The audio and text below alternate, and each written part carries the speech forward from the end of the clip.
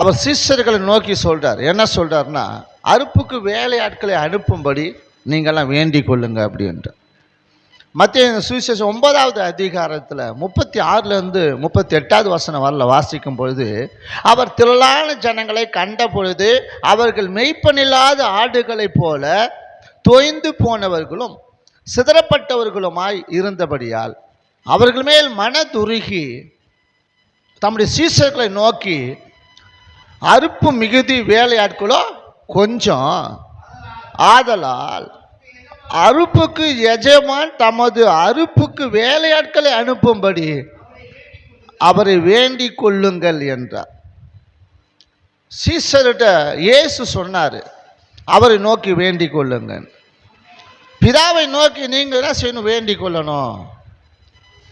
அப்போ இன்றைக்கு சபையில் எப்படி இருக்கணும் அப்படின்னா, இப்படி அறுப்பு மிகுதியாக இருக்கிறது. அறுப்பு மிகுதியாக இருக்குது. பாவத்திலும் சாபத்திலும் வியாதியிலும் பொல்லாத தீய பழக்க வழக்கங்களும் கெட்டு நரகத்துக்கு அழிஞ்சு போகிற மக்கள் நிறைய இருக்கிறாங்க. அப்போ அறுப்பு தம்பு மிகுதியாக இருக்கிறது. அறுப்பு மிகுதியாக இருக்குது, வேலையாட்கள் இல்லை. இப்போ வேலையாட்களுக்காக நம்ம வேண்டிக் கொள்ளணும். அதுதான் லூக்காவிலையும் 10வது அதிகாரம் 1லேருந்து 3வது வசனம் வரல அவர் என்ன செய்ய சொல்கிறாருன்னா, அங்கே அதையும் திருப்பி வலியுறுத்துகிறார். அப்போ ஒரு காரியத்தை திருப்பி திருப்பி வலியுறுத்துகிறாங்க.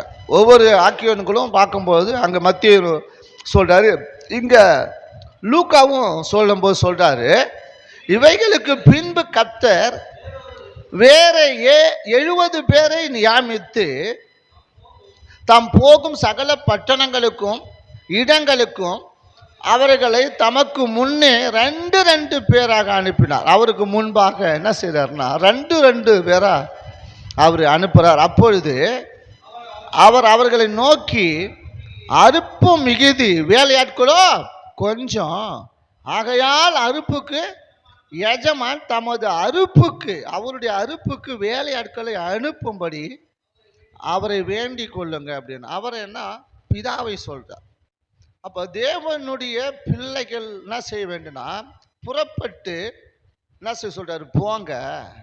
அடுத்தது 3வது வசனம், புறப்பட்டு போங்க, ஆட்டுக்குட்டிகளை ஓநாய்க்குள்ளே அனுப்புவது போல இதோ நான் உங்களை அனுப்புகிறேன் அப்படின்ட்டு. அப்போ இயேசு அனுப்பும்போது 2 பேரை அனுப்பினார். இயேசுனா ஒரு 70 பேரை தேர்வு பண்ணி அவருக்கு முன்பாக, இவர் போட்டுக்கு முன்பாக நீங்கள் போங்க. ஏன்னா இவர் சுற்றி சுற்றி திரிஞ்சுக்கிட்டே வர்றார். அப்போ அதுக்கு முன்பாக என்ன சார் 2 பேராக போங்க. அதுக்காக தான் என்னன்னா, ஒரு ஊழியத்துக்கு போகும்போது 2 பேர் போகணும், 2 பேராக போகணும். ஏன்னா ஒருவன் விழுந்தால் ஒருவன் தூக்கி விடுவான், ஒருவன் விழுந்தால் அவனுக்கு என்ன சகல காரியத்தையும் அவனுக்கு உதவி செய்வான். அதுக்கு தான் 2 பேரை அனுப்புகிறார். நாம் என்ன செய்வோம்? எதுக்கும் போக மாட்டோம், எதுக்கும் செய்ய மாட்டோம். அப்படி தான் ஆண்டவர் என்ன செய்தார்னா, தம்முடைய 2 பேரை அனுப்பி நீங்கள் முன்னாடி போய் சொல்லிட்டு போயிட்டே இருங்க அப்படின்ட்டு. ஏன்னா அறுப்பு மிகுதியாக இருக்குது, ஜனங்க கெட்டு போகிற அழிஞ்சு போகிற ஜனங்க அதிகமாக இருக்கிறாங்க. அவங்க எப்படியா தேவனுடைய ராஜ்யத்தை அவர்கள் அறிந்து கொள்ளணும். அதில் தேவனுடைய ராஜ்யத்துக்கு ஏற்ற ஜனங்களை அறுத்து நாம் கொண்டு வரும்போது வேலையாட்களுக்காக நீங்கள் வேண்டிக் கொள்ளுங்க அப்படின்ட்டு.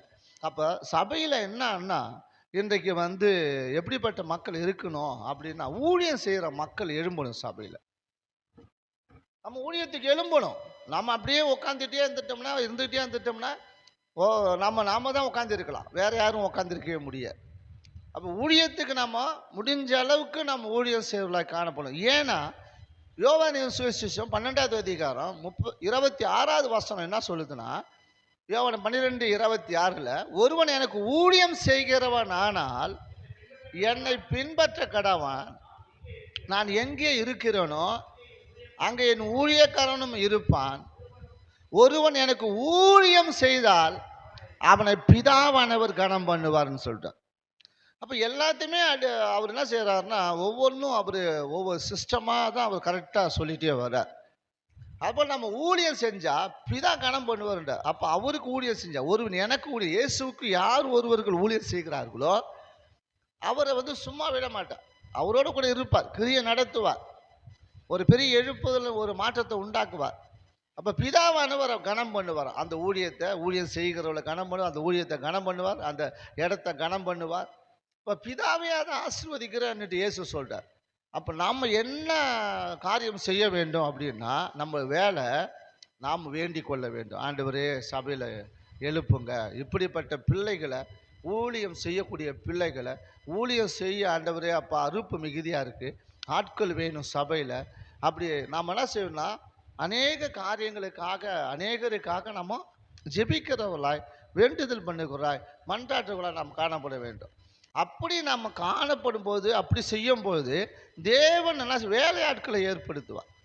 அப்போ சபையில் சும்மா இருக்கக்கூடாது. எல்லாம் இன்னைக்கு போய் முடிக்கிறோம், ஓடி கொடுத்துங்க. இப்போ வேலையாட்கள் இல்லை, வேலையாட்கள் இல்லைன்னா எந்த ஊழியம் செஞ்சாலும் அந்த ஆட்கள் அந்த இடத்து மக்கள் இருக்கணும். ஒரு சபை ஊழியமாக இருக்கலாம், ஒரு துதி ஊழியம் சோத்திர ஊழியங்களாக இருக்கலாம், இல்லை தெரு பிரசங்க ஊழியங்களாக இருக்கலாம், இல்லை கைப்பிரதி தாள் கொடுக்குற மக்களாக நம்ம எழும்பணும். எழும்பும்போது தான் அங்கே கிரியை நடக்கும்.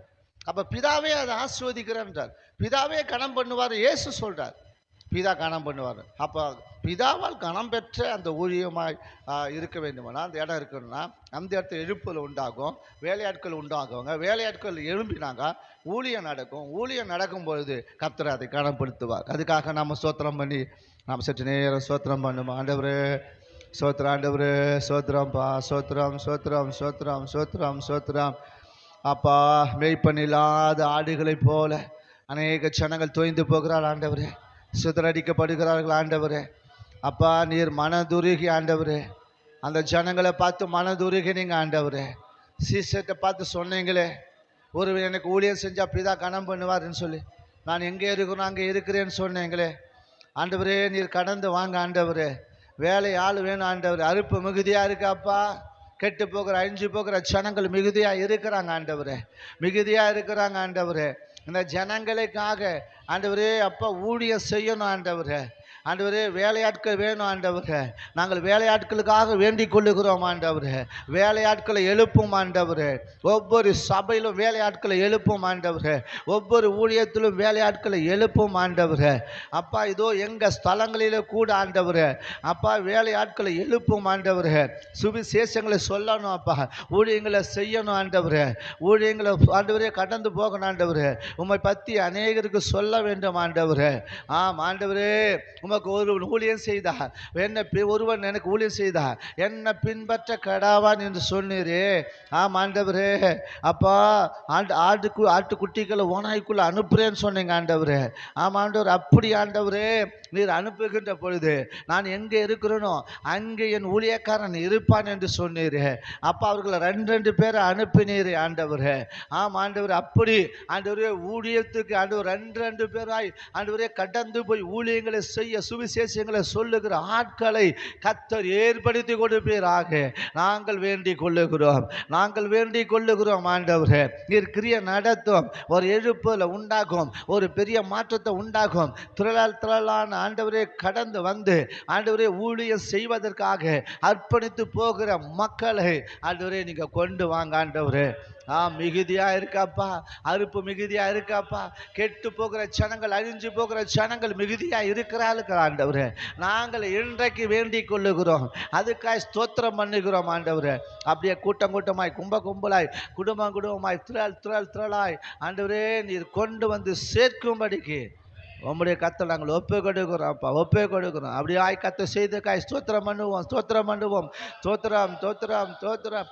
திரளால் அறுப்புக்கு வேலையாட்களை கர்த்தர் ஏற்படுத்தி கொடுத்தபடினாலே ஊழியத்துக்கு மக்கள் திரளாய் வந்து சேர்ந்ததுக்காக சபையில் இன்றைக்கு எங்கும் இருக்கிற சபைகளிலே, நம்முடைய சபைகள் மாத்திரமல்ல எங்கும் இருக்கிற சபைகளில் இன்றைக்கு இப்படிப்பட்ட ஜனங்கள் இல்லாதபடினாலே, வேலையாட்கள் எழும்பாதபடினாலே தங்கள் காரியம், தங்கள் குடும்பம், தங்கள் பிள்ளைங்க முடிச்சுட்டா போயிட்டு நல்லா சமைச்சு சாப்பிட்டு படுத்து தூங்கலாம், இன்னைக்கு ஒரு நாள் தானே ஓய்வு கிடைக்கிறது என்று எண்ணாதபடிக்கு அந்த நாளிலும் மாத்திரமல்ல எப்பொழுதும் ஆண்டவருடைய ஊழியங்களை செய்வதற்கு வேலையாட்களை நீர் எழுப்பி கொடுக்க முடியாது. நீர் அப்படி கிரியை நடத்துவதற்காக நன்றி. ஸ்தோத்திரம் ஸ்தோத்திரம் ஸ்தோத்திரம்.